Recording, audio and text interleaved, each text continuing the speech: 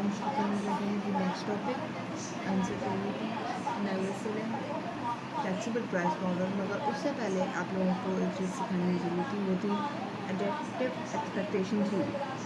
तो adaptive expectation theory basically होती क्या है? बेसिकली ये होती है कि हम लोग जो है अपनी पिछले साल के इन्फ्लेशन के या पिछले साल की जो हमारी महंगाई होती है उसके ट्रेंड्स को देखकर हम लोग अपने आज के इन्फ्लेशन को प्रेडिक्ट करते हैं। ठीक है, यानी कि अगर पिछले 2-3 साल से हमें ये नज़र आ रहा हो ट्रेंड के वो इन्फ्लेशन जो है वो 2 या 2.5% से बढ़ रही है, तो हम यही रेंज रखते हैं अपनी कि इस बार भी जो है वो, क्योंकि पहले भी इसी रेट से बढ़ रही थी, तो इस साल भी जो है इन्फ्लेशन वो 2 से 2.5 रेंज के दरमियान में कहीं ट्राई करेगी। इससे एडेप्टिव की अपोजिट थ्योरी जो है वो है रैशनल एक्सपेक्टेशन थ्योरी। ठीक है, वो ये कहता है कि आपके जो इन्फ्लेशन की प्रोडक्शन है वो पास्ट पे नहीं बल्कि अवेलेबल इंफॉर्मेशन पे होती है, यानी कि जो आज की अवेलेबल इंफॉर्मेशन है हम उसको जो है इस्तेमाल करके रैशनल एक्सपेक्टेशन जो है अपना करते हैं, प्रिडिक्शन करते हैं, फोरकास्टिंग करते हैं। अब हम चल रहे हैं एडेप्टिव एक्सपेक्टेशन थ्योरी पे ज़्यादा फोकस रखेंगे, रैशनल से सिर्फ आपका बेसिक कॉन्सेप्ट क्लियर करने के लिए कहा गया है। ठीक है जी, अब हम यहाँ करने लगे हैं एडेप्टिव एक्सपेक्टेशन थ्योरी की डेरिवेशन। ठीक है, pi is basically the inflation, pi t-1 t-1 यानी कि पिछले साल का। ठीक है, प्लस लैम्डा। ठीक है, lambda basically is kind of a slope for a parameter, या किस रेट से ये चेंज जो है वो इंडिपेंडेंट वेरिएबल डिपेंडेंट पे डालना है, इस तरीके से। ठीक है जी, तो change in p over p ये भी बेसिकली इन्फ्लेशन होता है। ठीक है, -1 माइनस, ठीक है जी। तो अच्छा यहाँ पे जो ये t-1 है ये बेसिकली वेटेड एवरेज है पिछले साल की इन्फ्लेशन का। अगर मैं इसको थोड़ा सा डिटेल में एक्सप्लेन कर लेती हूँ आप लोगों को कि वेटेड एवरेज का क्या मतलब है। देखिए, हमारे पास जो डाटा होगा, मैं इसको एक्सप्लेन करने के लिए यहाँ पे पार्टीशन कर रही हूँ। ठीक है, अब हमारे पास डाटा है, फॉर एग्जांपल इन्फ्लेशन का है तो वो पिछले 10-20 सालों का है। ठीक है, अगर मेरे पास मैं ले रही हूँ इस ईयर का इन्फ्लेशन, तो वो कैसे होगा, तो इसको डिटेल कर देते हैं ताकि क्लियर हो सके ये। ठीक है, अगर मैं इस ईयर का फॉर एग्जांपल ये है 97 का जो इन्फ्लेशन चेक करूँ, तो ये 97 का जो इन्फ्लेशन है ये इनसे पहले के जितना भी है इनका जो है एवरेज लेके वो यहाँ पर लिखा। ठीक है, इसी तरीके से अगर मैं इसका लूँगी ये वाला इन्फ्लेशन रेट, फॉर एग्जांपल ये यहाँ पे जो है वो 2000 है। ठीक है, तो यहाँ पे जो इन्फ्लेशन होगा वो इन सारों का एवरेज होगा। ठीक है, तो अब मैं इसको ऐसे कह सकती हूँ, सही है। तो अभी जो, ठीक है, अब ये जो है ना,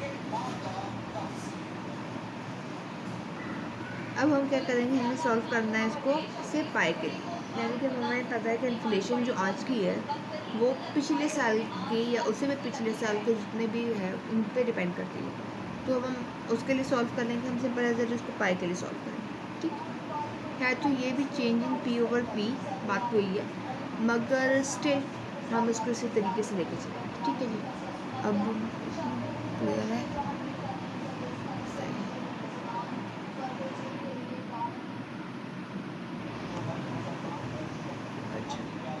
पहले मैं लैम्डा खोल दूँगी पूरा, यहाँ पर इक्वेशन जो है वो स्प्रेड कर लूँ, lambda change in p over p subscript में -1 माइनस लैम्डा -1। ठीक है, ये लैम्डा जो है इसके साथ में आएगा। अभी जो t है ये यहाँ पे आ जाएगा, ये जो -1 है बेसिकली t-1। ठीक है, बता देंगे उसको से प्लस t-1 -1 का मिक्स करते हुए मतलब आप लोगों को अंदाज़ा होगा, t-1 का मतलब होगा कि पिछले टाइम पीरियड का जो है। ठीक है, अब मैं थोड़ा इसको कर देती हूँ, t यानी कि टुडे का time period, T minus one previous time period और टी प्लस वन प्रोसीडिंग या फॉरवर्ड का टाइम पीरियड। ठीक है, अब टी प्लस टू होगा तो वो 2 साल आगे का टाइम पीरियड हो जाएगा। ठीक है, अभी हो गए टी माइनस वन। अब यहाँ पे हम देखें ये T plus minus one, T minus one जो है पाई के साथ ये कॉमन आता है। ठीक है, मैं इसको कर दूँगी यहाँ पे कॉमन। ठीक है, ये मैंने यहाँ पे माइनस वन लिखा प्लस मैं यहाँ से कॉमन दे रही हूँ। ठीक है, अच्छा मैं लिख देती हूँ पहले इसको minus lambda T minus one change in P over P minus one. अब मैंने ये कॉमन दिया, ये मैंने जो है यहाँ पे टी माइनस वन, अच्छा ये सब्सक्रिप्ट में ही है। ठीक है, ये मैंने ले लिया कॉमन, तो जब मैं यहाँ से कॉमन लिया आ गया वन, यहाँ से जब मैं इसको कॉमन लूँगी तो बच जाएगा माइनस लैम्डा। अब यहाँ पे प्लस है तो प्लस माइनस माइनस लैम्डा ये आपके पास कॉमन है। अब ये हमें नज़र आ रहा है। अब हमने पाई से हमने क्या देखा कि पाई का जो फंक्शन बन रहा है वो उसके प्रीवियस वैल्यू पे डिपेंडेंट है। ठीक है, इसका मतलब ये है कि अगर मैं पाई टी माइनस वन का लिखूँगी तो ये lambda P over P minus one जो है वो बेसिकली फंक्शन बन जाएगा टी माइनस टू का। ठीक है, और ये आपका वन माइनस लैम्डा जिसका कोफिशिएंट बन रहा है वो सब बिल्कुल सेम आ जाएगा। ठीक है, इसी तरीके से अगर मैं टी माइनस टू का रखूँ यहाँ पर, ये जो टी माइनस टू है इसका लिखूँ तो T minus one T minus two जाएगा।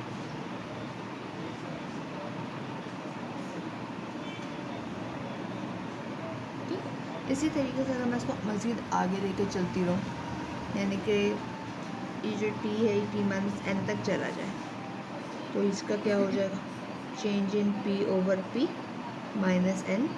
ठीक है, प्लस टी माइनस एन हो जाएगा। ठीक है, तो ये हो जाएगा T minus N one minus lambda. अब मैं क्या करूँगी, मैं जो ये हमारी पाई वाली इक्वेशन है ना, ये तो मैंने पाई की ड्राइव की है, ये वन माइनस लैम्डा कॉमन ले लिया सब, ये इक्वेशन वन नाम दे रही। मैं ये जो पाई टी वन है पहले ये इसमें सब्स्टिट्यूट करूँगी, इसको मज़ीद सॉल्व करूँगी, फिर जहाँ मुझे ये नज़र आएगा मैं इसकी वैल्यू उसमें सब्स्टिट्यूट कर दूँगी, मज़ीद खोल दूँगी, फिर हम इसका ट्रेंड चेक करेंगे कि ट्रेंड बन क्या रहा है, ताकि हमें पाई की जो वैल्यू है वो प्रीवियस हमारे पास जितने भी वैल्यूज़ हैं उन सब की टर्म्स में एक ही इक्वेशन के अंदर मिल जाए। ठीक है, तो मैं पेज को कर रही हूँ आगे और बाद इसको सॉल्व करेंगे। ठीक है जी, ये पेज आ गया आपके पास।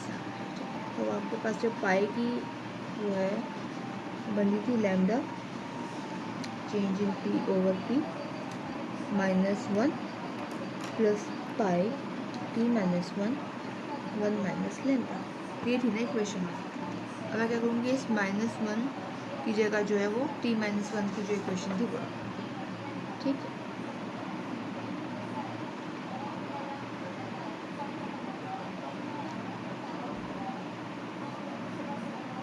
टी माइनस वन की क्या थी कि lambda change in P over P minus two plus T minus two minus lambda. अब ये तो हो गया जो कि मैंने इसकी पाई टी माइनस वन की जगह, अभी जो इसका ये है ब्रैकेट ये मैं सामने आ रहा हूँ। ठीक है, अब मैं इस ब्रैकेट को खोल देती हूँ।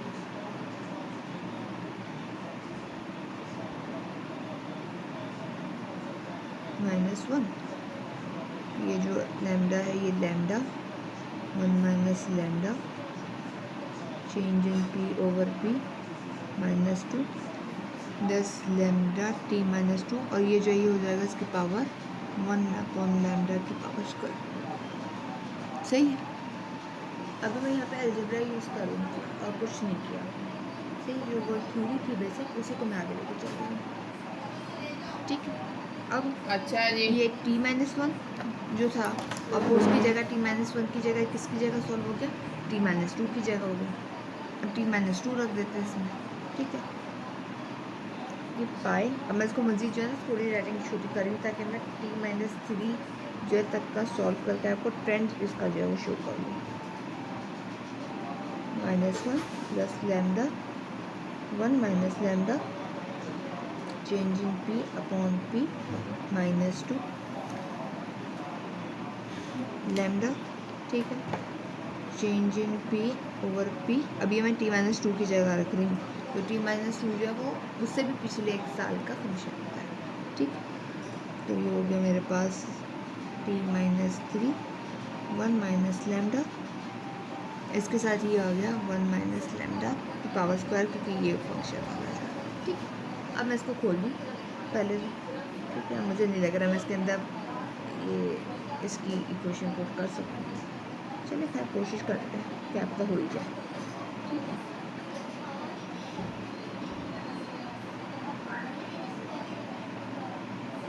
-2 प्लस, अब ये लैम्डा जो है ये लैम्डा 1 माइनस लैम्डा,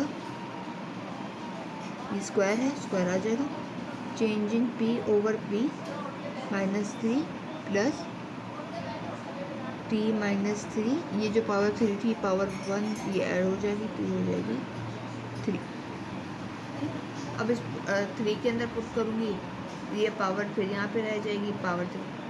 अब एक काम करते हैं, ये यानी कि एट द एंड लैम्डा हर जगह से जो है वो ख़त्म हो जाएगा अनटिल हमारी इक्वेशन जो है वो ये बन जाए, यानी कि इसको इतना हमने जो है वो सॉल्व करना है। ये -2, ठीक है, -3 की जगह मैं डायरेक्ट इसको सम अप करके आगे लेके जा रही हूँ कि हमारा जो ये लैम्डा 1 माइनस लैम्डा, ठीक है, अब इसकी पावर में भी लगा दूँ। पहले मैं आपको ट्रेंड इसका समझा दूँ, ये हो गया -1, ये तो t था यहाँ पर, ठीक है। अच्छा अब ट्रेंड देखें, अगर मैं यहाँ से शुरू करूँ, पहले ये जो विजिबल है इसमें कर लेते हैं, ये -2, ठीक है, मगर इसकी पावर जो है वो इस 2 से 1 माइनस है। इसी तरीके से ये 3 है, तो इसकी जो 1 माइनस लैम्डा की पावर है वो इस 3 से एक नंबर कम है। जब मैं यहाँ पे इसको मज़ीद रख के सॉल्व करूँगी तो ये जो है जो ये है इसकी पावर अगर 3 है तो इसके साथ जो आएगा उसकी पावर जो है 4 होगी, -4 होगी। क्यों? क्योंकि जो t-3 है इसकी इक्वेशन जब आप फॉर्म करोगे लैम्डा की के साथ जो है वो आपके पास हो जाएगी -4 की, क्योंकि ये जो t-3 है ये अपने से भी एक साल पिछले के ऊपर डिपेंड कर रहा होगा। इसको सॉल्व करके देखें, तो ये जो t-n है ना, ये जो n-1 यहाँ पे होगा, ठीक है। अब मैं क्या करूँ, इसमें से ये लैम्डा कॉमन ले लूँगी, जो लैम्डा आ रहा है ना, ये लैम्डा ये लैम्डा ये लैम्डा, ठीक है। पहले मैं इसको कॉमन ले लूँगी। अब आप देखें ये जो -1 है, 1 है ना यहाँ पे, 1 में से जब मैं 1 माइनस करूँगी तो हो जाएगा 0, यानी कि इस 1 माइनस लैम्डा की जो पावर है वो होगी 0। एट दी एंड जिस भी वेरिएबल की पावर 0 होती है वो हो जाता है 1, ठीक। यानी कि इस एक के ऊपर जो है आपके 1 माइनस लैम्डा जो ब्रैकेट है उसकी पावर हो रही है 0 हो रही है, ठीक है जी। Change in p over p -2, अगर इसकी पावर 1 माइनस ये हो जाती है 3 यहाँ या 2 हो जाती है, सॉरी, तो वो हो जाएगी change in p over p जो है इसकी क्या वैल्यू बन जाएगी, ये -3 प्लस 1 माइनस लैम्डा की power 3 change in p over p -4। आगे चल के आपके पास ये जो है आ जाएगा 1 माइनस लैम्डा n-1 t-1, ठीक।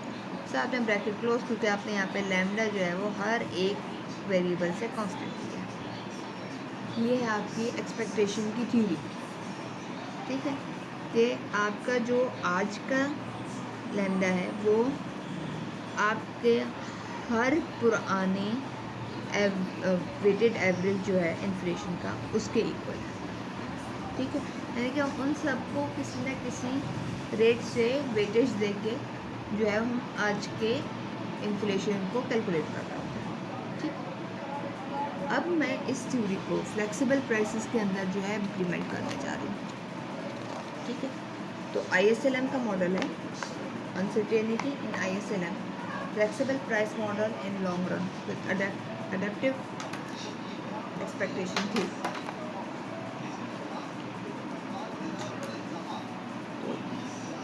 पहले हेड डाल दिया जाए।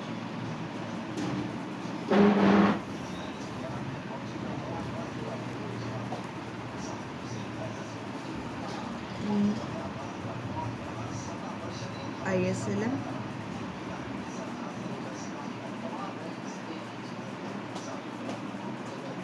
flexible price model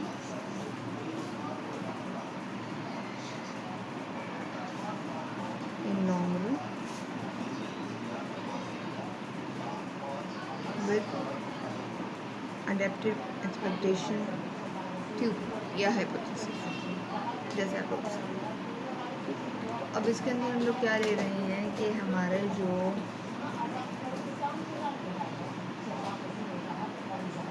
अनसर्टेनिटी है वो आ रही है IS के अंदर, यानी कि हमारी y जो है जो फंक्शन ऑफ C प्लस आई। मगर जो अब आपकी चूँकि आपके प्राइसेस और इन्फ्लेशन यहाँ पे आ रहे हैं तो आपका रियल इंटरेस्ट रेट हो जाता है nominal interest rate minus expected inflation. ठीक है, तो उसका फंक्शन है G प्लस U यानी कि एरर। अब अनसर्टेनिटी कहाँ आ रही है IS के अंदर। ठीक है, LM आपका वही है, L इज यानी कि money demand is a function of positive function of output या इनकम और इंटरेस्ट रेट से नेगेटिव रियल मनी सप्लाई। ठीक है, अब मैं आपको लेकर चलती हूँ इसकी आगे के ग्राफ पे।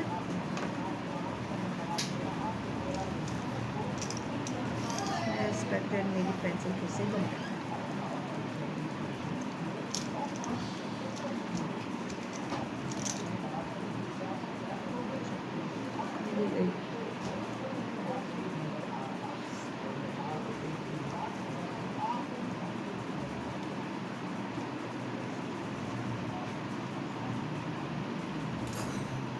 छोटा तो नहीं, चलो बड़ा ही मिल गया।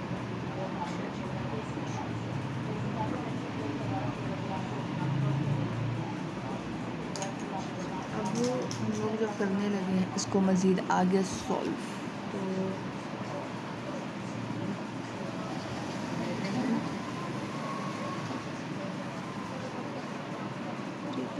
ये जो है आपका ISLM हम लोग ड्रॉ करने लगे हैं यहाँ पर। आउटपुट इंटरेस्ट रेट, ठीक है, LM long run aggregate supply and IS। Point बन जाए आपका इनिशियल का IS LM long run aggregate supply. ठीक है, उम्मीद करती हूँ ये जो इनिशियल पॉइंट मैंने बनाया ये विजिबल होगा सबको। अब मैं यहाँ पर इसको एडजस्ट कर देती हूँ। ठीक है जी, अब अनसर्टेनिटी आपके पास कहाँ आ रही है IS में। अब मैं ये उम्मीद कर रही हूँ ये जो आ रही है ये आ रही है पॉजिटिव अनसर्टेनिटी। ठीक है, मैंने कर दिया यहाँ पे पॉजिटिव अनसर्टेनिटी को शो कि भाई आपकी ये, अच्छा इसके ऊपर जो आपकी एक्सपेक्ट इन्फ्लेशन है that is equal to 0। Expectation जो है इसके बदलने की वो है 0। ठीक है, यानी कि ये उम्मीद की जा रही है कि आपकी जो प्राइसेस हैं वो अपनी जगह फिक्स रहेंगी। ये चीज़ जो है आपकी प्राइस यानी कि भी प्राइसेस का फंक्शन जो है यहाँ पे भी। ठीक है, यानी कि प्राइसेस जो हैं वो भी अपने इनिशियल स्टेजेस पर, ये याद रखिएगा। ठीक है जी, अब मैं IS के अंदर जो है वो पॉजिटिव इफेक्ट ला रही हूँ अनसर्टेनिटी का। ठीक है, अनसर्टेनिटी की वजह से ये आपका IS जो आगे शिफ्ट हो गया। ठीक है जी, IS अभी भी जो IS आगे शिफ्ट हुआ है इसमें आपकी प्राइसेस चेंज नहीं हुई हैं, आपकी प्राइसेस अपनी जगह वही फिक्स्ड हैं और कोई एक्सपेक्टेशंस पे भी फर्क नहीं है। ये आ गया आपके पास पॉइंट 2। सही जी, अब आप देखें कि इसके अंदर क्या फ़र्क आ रहा है कि ये आपके पास आउटपुट था पहले, अभी IS के आगे बढ़ना है किसी भी वजह से हो सकता है, कंजम्पशन बढ़ने की वजह से भी हो सकता है, आपका आउटपुट की डिमांड बढ़ गई। ठीक है, अब आउटपुट की मार्केट को जो है अज्यूम करें कि एक सिंपल डिमांड एंड सप्लाई की मार्केट है। अगर इस तरीके से लोग ज़्यादा डिमांड करने लग जाएंगे तो क्या होगा, एक्सेस डिमांड की सिचुएशन आ जाएगी। अगर एक्सेस डिमांड रहे एक मार्केट के अंदर, तो मैं आपको डिटेल करके दिखा देती हूँ थोड़ा सा। ये देखें, तो फॉर एग्जांपल ये इसी आउटपुट की मैं बात करें, इसी की जो है ये बात चल रही है, ठीक है। इसमें क्या हुआ कि पहले तो हम यहाँ थे, अब किसी वजह से डिमांड जो है वो आपकी यहाँ आ गई है। अब वो ये डिमांड जो है इस प्राइस के ऊपर चलने लगी। क्या हो जाएगा, यानी कि पहले डिमांड यहाँ थी, अब डिमांड बढ़ गई। अब चूंकि यहाँ पे इसकी सप्लाई फ़ौरन यहीं पे लाके रोकी नहीं जा सकेगी, तो क्या होगा, आपकी प्राइसेस जो हैं इसकी बढ़ जाएंगी, ठीक है। यही सिनेरियो यहाँ होगा कि अब प्राइसेस जो हैं वो बढ़ जाएंगी। प्राइसेस बढ़ने से क्या होगा, प्राइसेस बढ़ने से दो काम होंगे। एक, आपकी कंजम्पशन की जो वैल्यू है वो बढ़ जाएगी, ठीक है। आपकी कंजम्पशन की वैल्यू बढ़ेगी, यानी कि आपका IS आगे शिफ्ट होगा, ठीक है। अभी समझ लें कंजम्पशन बढ़ रही है, ठीक है। IS आगे शिफ्ट हो गया। अब इस आगे की शिफ्ट होने की क्या वजह है कि जो एक्सपेक्टेशंस है इन्फ्लेशन के बढ़ने की वो पॉजिटिव हो गई, ठीक है। अब सिर्फ IS पे अफेक्ट नहीं आता प्राइसेस के बढ़ने से, आपके LM पे भी आता है। प्राइसेस के बढ़ने से मनी की डिमांड बढ़ जाती है, जिस वजह से LM जो है आपका फ्रॉम द सेम रेट, यानी कि जितना इसमें यहाँ चेंज आया है इतने से ही यहाँ पीछे शिफ्ट होता है।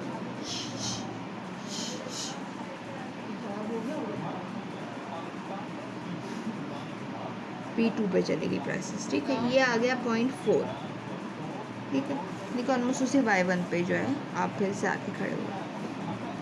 अब यहाँ पे आपको लेकर आनी है दो पॉलिसीज, या तो इंटरेस्ट रेट कांस्टेंट या मनी सप्लाई कांस्टेंट।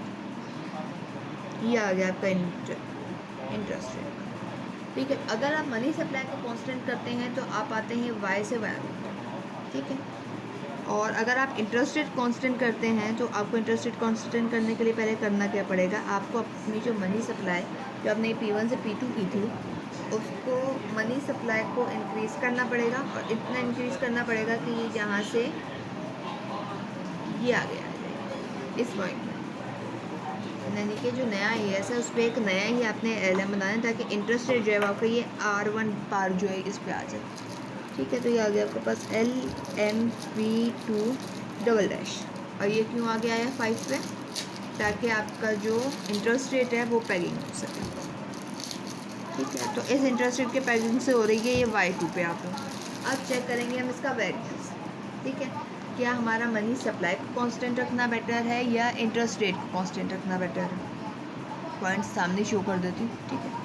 तो 0.5 की शिफ्टिंग तो वो आ रही है ना जो कि हमने इंटरेस्ट रेट को पैक किया, उससे पहले कहाँ आ रहा है 4 पे, यानी कि ये किसका आ रहा होगा, Y बार से Y1 बार, ये आपके पास आ रहा है मनी सप्लाई को कांस्टेंट करने का, और इंटरेस्ट रेट को वो कहते हैं ना मार्केट के हवाले करने, जैसे हम अल्लाह के हवाले करते हैं ना, उसी तरीके से हम मनी सप्लाई कांस्टेंट रखेंगे और बाकी सब अल्लाह के हवाले, ठीक है। तो इसमें जो भी आपके पास चेंज आ रहा था, इसमें मनी सप्लाई में कोई चेंज नहीं आ रहा था, जितना आप लोग देखें ये इंटरेस्ट रेट की पैगिंग में हमने जो किया गया 4 तक इक्विलिब्रियम के पॉइंट तक हमने मनी सप्लाई को कोई चेंज नहीं किया। मनी सप्लाई अपनी जगह फिक्स्ड है, जो हमने अभी मॉडल में भी देखा ऊपर इक्वेशन के अंदर कि हमारी रियल मनी सप्लाई जो अपनी जगह फिक्स्ड है, हमने उसमें कोई चेंज नहीं आ रहा है, ठीक है। तो इसमें मनी सप्लाई कांस्टेंट है वापस अपनी जगह पर, ठीक है। तो ये आपके पास वेरिएंस आ रहा है, ये जो स्प्रेड है वो आ रहा है Y का। अब आएगी बारी इंटरेस्ट रेट के कांस्टेंट करने की। तो इंटरेस्ट रेट के कांस्टेंट करने से आपके आउटपुट पे कितना वेरिएंस आ रहा है, Y बार से Y2। तो किसका वेरिएंस ज़्यादा बन रहा है, इंटरेस्ट रेट का। तो जिसका वेरिएंस ज़्यादा बन रहा है उसको हम एक्सेप्ट नहीं करते, उसको हम करेंगे रिजेक्ट।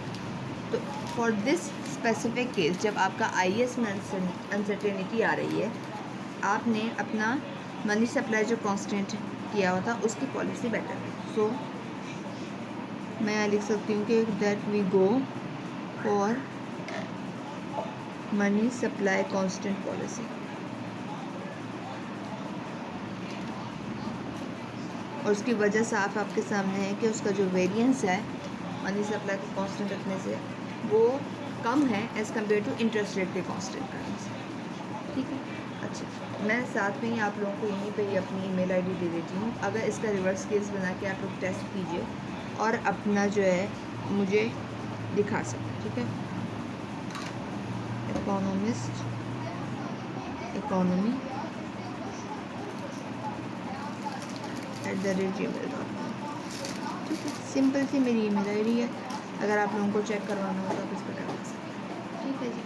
अगर नहीं आपको लग रहा आपने इसी से समझ लिया, अच्छा क्लियर हो गया है, तो वेल एंड गुड।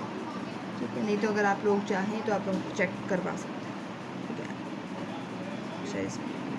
चलिए मैं आपको एक बार उसके अंदर जो है वो कमेंट बॉक्स के अंदर फाइनल जो है वो चेक करता। ठीक, अगर आप लोगों को इसका रिवर्स केस करके चेक करवाना हो तो आप करवा लीजिए। हाँ, एक और चीज़, ये अनसर्टेनिटी जो है ये पॉजिटिव एलएम साइड पे भी आ सकती है, उसको भी खुद ट्राई कीजिएगा। अगर वो नहीं आएगा या मुझे लोगों की तरफ से बहुत demand I on comment section और ऑन माई ईमेल, तो उसी सूरत में मैं इस एलएम को करवाऊँगी, अदरवाइज़ मैं इस एलएम वाली चीज़ को नहीं छोड़ूँगी।